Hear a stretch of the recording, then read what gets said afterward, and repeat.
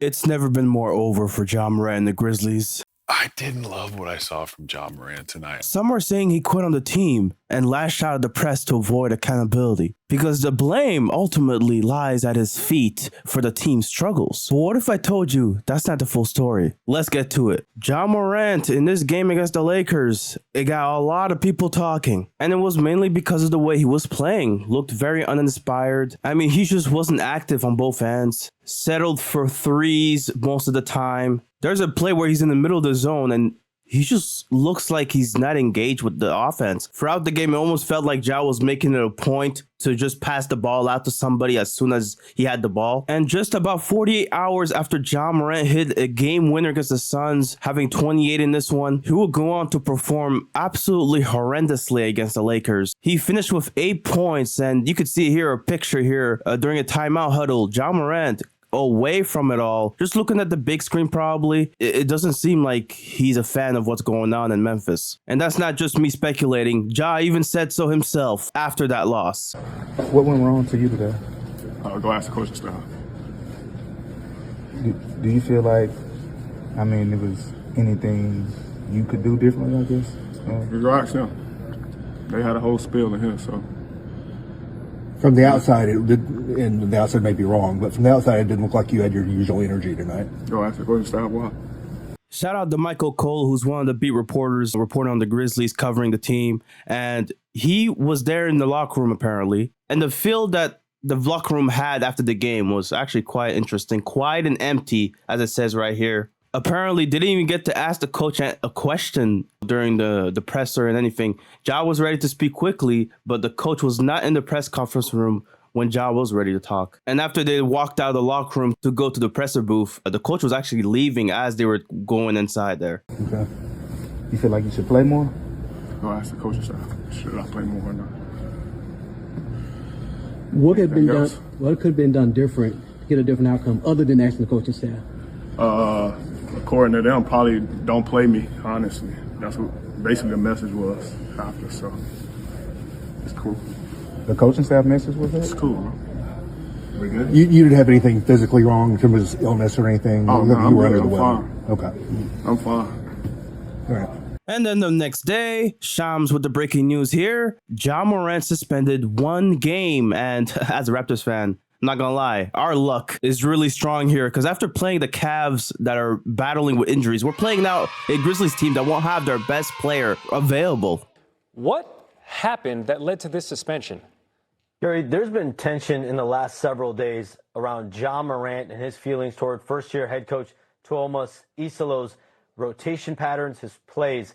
But it really culminated after and during the loss to Lakers on Friday night in the post-game locker room. Morant and Isolo had an exchange where Isolo called out Morant's leadership and effort in front of the whole team. It wasn't just Ja, though. In that second half, Jaren Jackson Jr. looked invisible as well. He was barely contributing out there, only had 2 points in that second half, and both of them combining to go 1 for 10 on the field. Like, it was one of those, like, very weird games that the Grizzlies had the lead, and for some reason, they just took their foot off the gas pedal. Now, the reason I'm making this video today is I've been hearing a lot of takes online about what this means for the Memphis Grizzlies, what this means about Ja Morant. And quite frankly, people are just revising history, and I just gotta address. So before people accuse me of basically defending Ja Morant and blindly siding with him, no, this is not what this is, okay? There are flaws in this game. He is regressing as a finisher at the rim. He is regressing as a player. We're seeing it in real time. He doesn't take as many attempts at the rim as he used to, which is really a big part of his game. His three-point shooting, he missed every single one of his 6 attempts during that Lakers game, but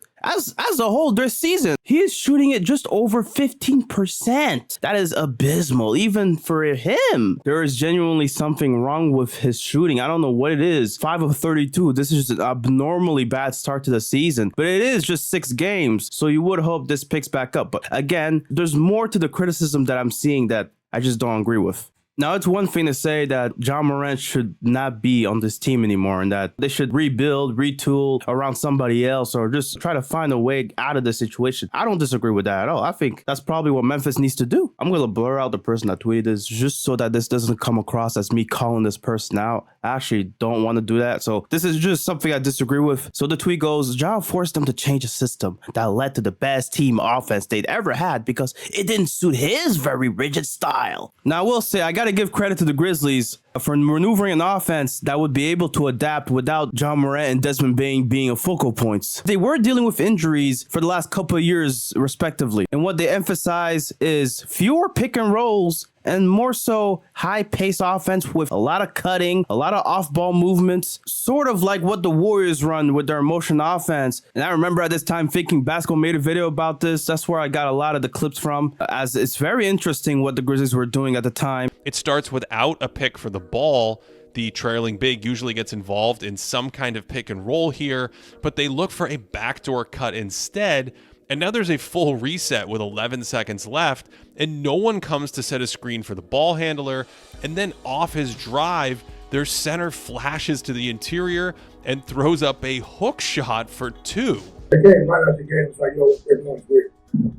What they're doing is like, I haven't seen. And as Thinking Basketball explains it here, it's not really the same as that Warriors motion offense where they're constantly in movement off ball. And really, it's just meant to scramble your defense as much as possible. And again, credit to Ben Taylor here because he does outline it's more so about optimizing space so that a player could take advantage, drive in a gap that's being opened there. You got centers not really setting screens to get the guard open, but more so spacing out the floor so that the guards can basically take advantage in the driving lane. So basically no on-ball screens, no handoffs, more so off-ball actions, driving kicks. Now, I'm not an expert on this, so I could get some details wrong. Apologies again, but I will try my best to portray what is the fastest offense we had seen that season, one of the fastest of all time, in fact. And what's interesting, Thinking Basketball outlines the scale at which the Grizzlies don't run on-ball screens and handoffs out of the entire NBA. When you compare it to the league average, Memphis is sitting really far out from everybody else. And I think some Heat fans might actually be watching this and are like, wait, aren't we doing something similar on our team now? And that's not just a mere coincidence. There's an article written here recently talking about how the Heat,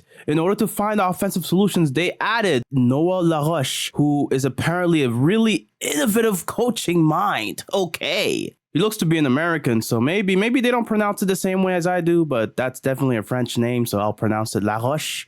Yeah, but he was actually an assistant for the Grizzlies last season before being ousted alongside Taylor Jenkins. And this Instagram caption right here, second paragraph, it says it right here. LaRoche had a major influence on Memphis' shift in offensive philosophy this season. And now it seems like Eric Spoelstra found his scoring savant, which is fueling the Heat to be a top 5 offense in the league. Okay, it's early in the season. They're not top 5 yet, but they're top 7. That's top 10. And, you know, we've heard this before. This looks all too familiar, folks. And as we know as well, the now Grizzlies head coach was also a pivotal influence in the shift in offensive philosophy as well.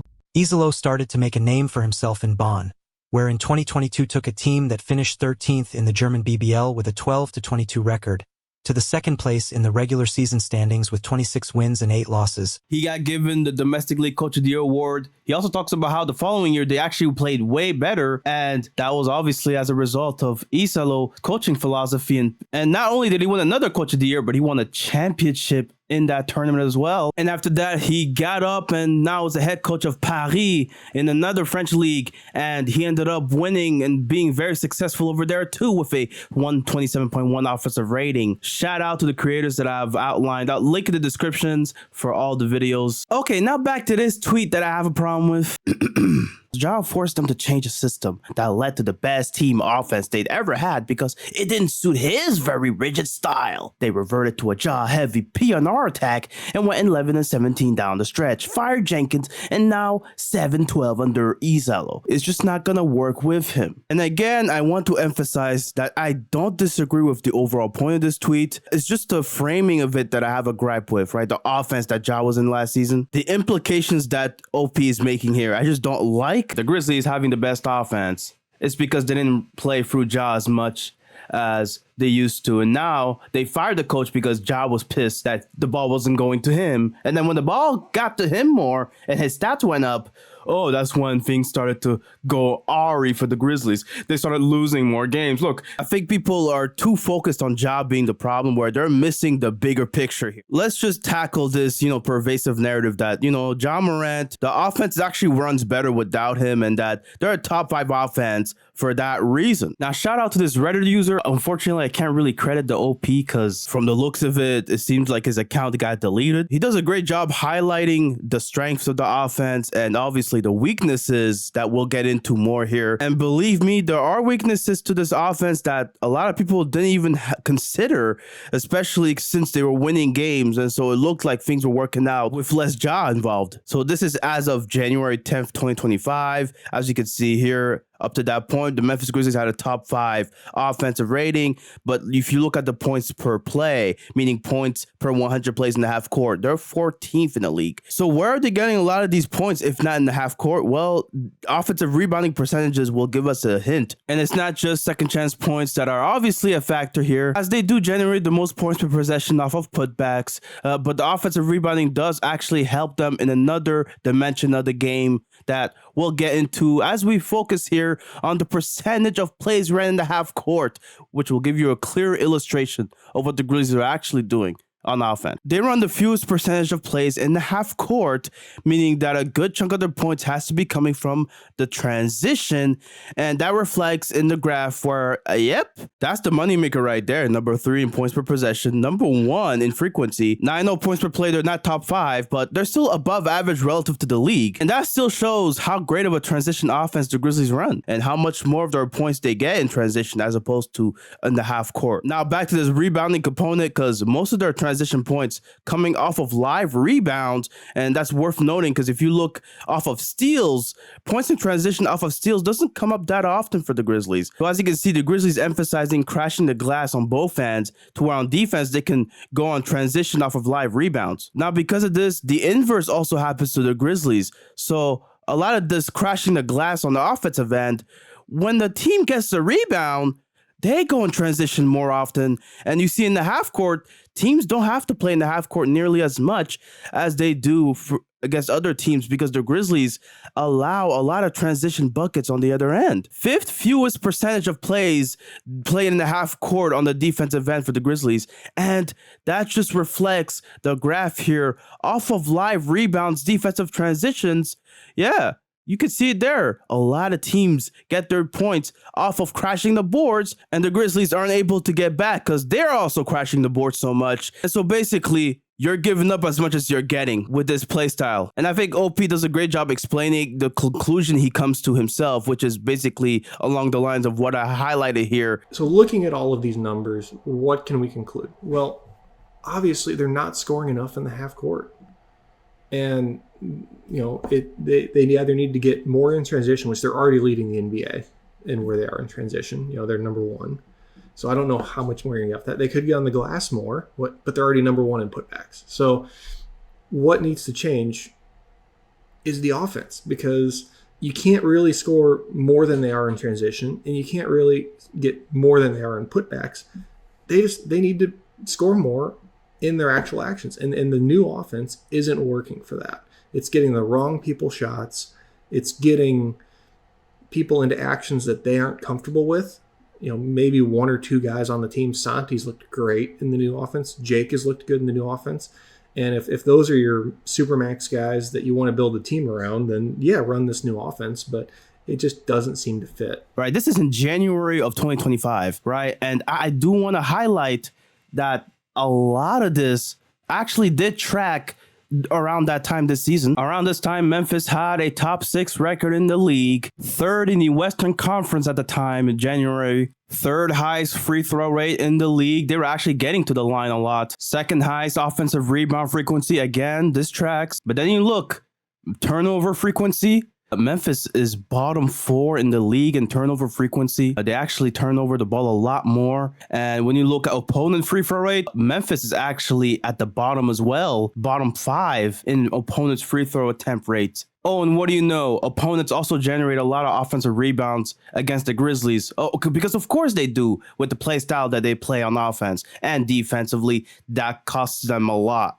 But they have a great record up to this point. It works. It's working at a top 5 rate. They have a top 5 offensive rating for that same reason, which accounts for them being 4th highest in the league in net rating. Like, this is working. This should work in the playoffs too. Well, Memphis is one of the worst teams in the clutch, not surprisingly, based on how fewer of their points come from the half court. When the game slows down in the 4th quarter, you got to get the ball to your best player. No, Memphis doesn't play like that. They generate the fewest points in the clutch aside from Washington around this time as well. They actually struggle to shoot the ball in the clutch as well, not just from the field overall. But look at this, from the 3-point line, they're dead last at 17.2%.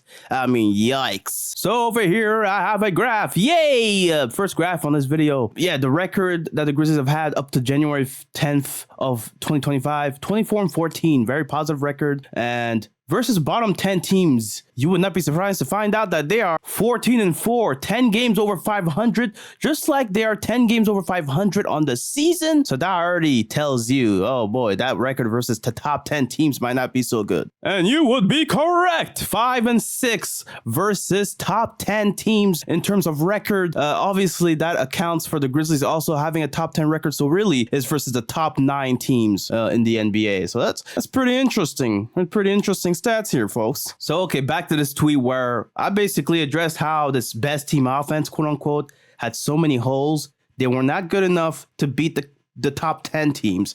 And all the bad teams they beat up on, well, you know, a win is a win. I get it.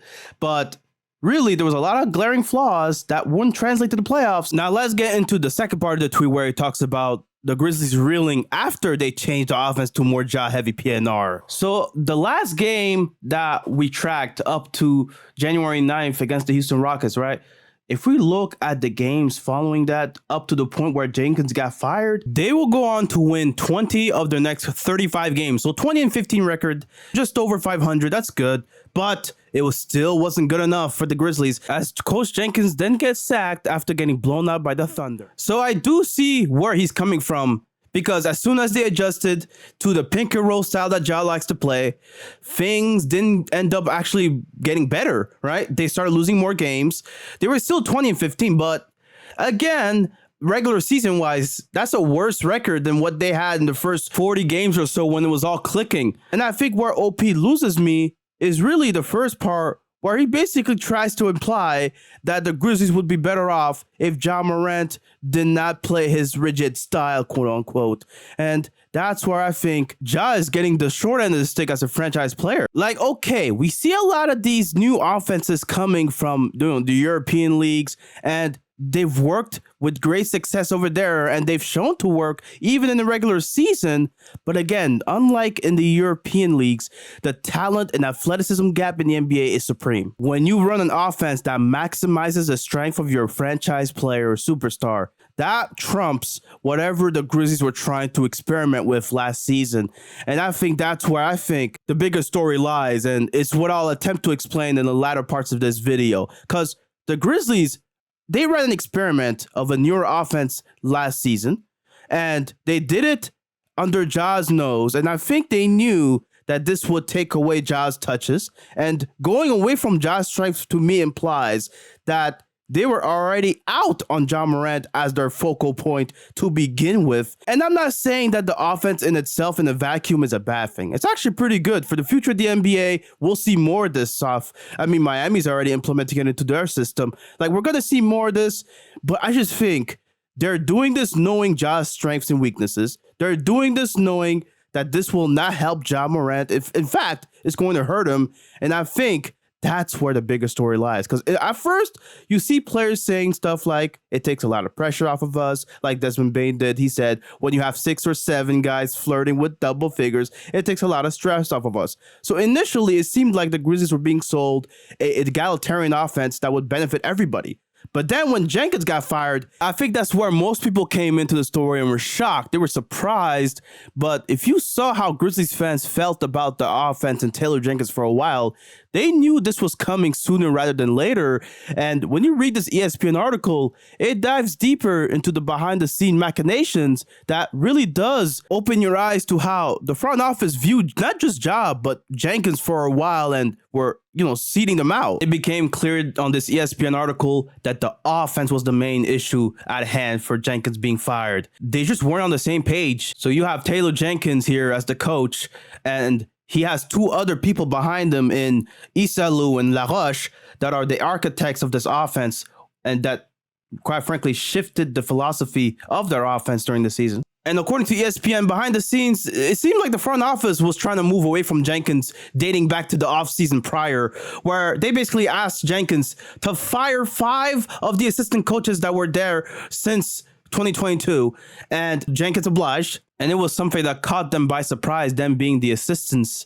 They were talking about next season, and all of a sudden they got given the pink slip. It's tough. Now, the more and more I read this article, the more you realize Jenkins was only a head coach by name, it felt like. It seemed like the front office was trying to find a way to implement something new that Jenkins really just had to supervise. And at first, the players were fine with it. They were like, you know what, let's try this out, right? And they tried it out, and they were actually winning a lot of these games. But again, the offense had an unintended consequence of Ja Morant not being as much of a focal point anymore. And that was something that I'm sure a lot of people didn't expect to see, right? The Grizzlies, they were playing great offensively, but Morant wasn't as much of a fixture. And of course, Morant wasn't happy with this, right? He wasn't happy. It felt like they were just sabotaging his career. And that's where Jenkins had to adjust. He's like, you know what, Ja, I'll give you your sets. Okay, let's run more pick and rolls, more handoffs. And Memphis at that point ran more and more of those on-ball screens and handoffs. And around the time where people got upset with Ja Morant for